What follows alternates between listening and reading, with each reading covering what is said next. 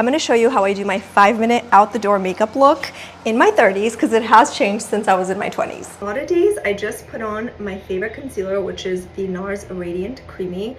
The best way to blend is to really buff the product in with the Kabuki brush. Of course, this one's my favorite, the Persona Base and Conceal brush, because it has both sides. Next is my favorite part and probably the most important, a very creamy bronzer. This is Persona Dune. Of course, I love it.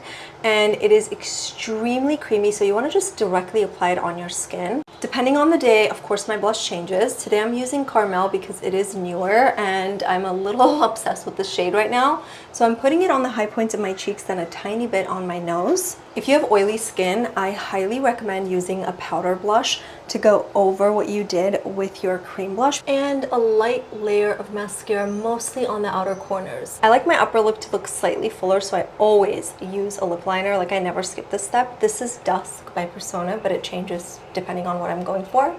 And that's it. This is my favorite out the door 5-minute makeup look.